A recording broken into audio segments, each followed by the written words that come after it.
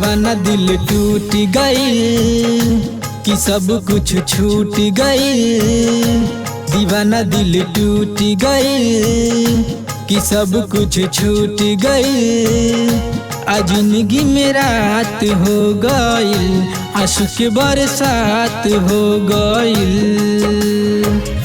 कैसे जियब जिंदगी लूट गई।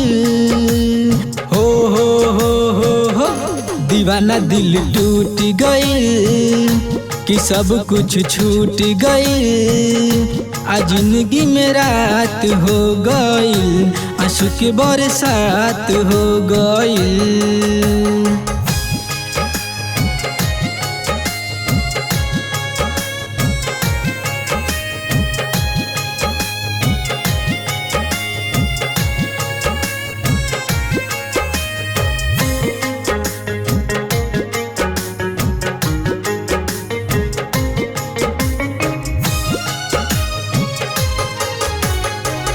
मोहब्बत कैली दिल जब लगैली, सोचले न रही कब मिली इतना गम।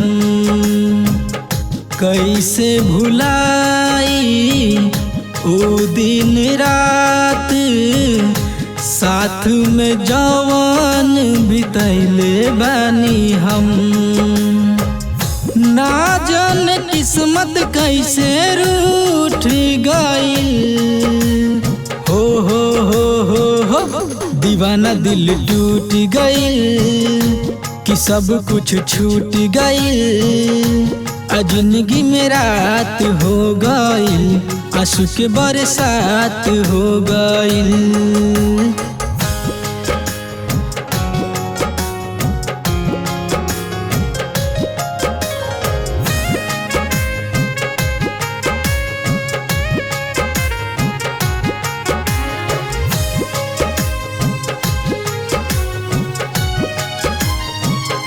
कैसे मनाई दिल के अपना, ई दिल दीवाना नहीं समझेला यार।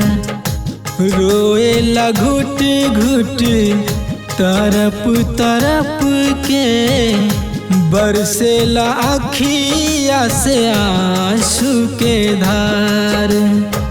वासुदेव राज के दुनिया लूट गई। हो दीवाना दिल टूट गई कि सब कुछ छूट गई। आज जिंदगी में रात हो गई, आंसू के बरसात हो गई।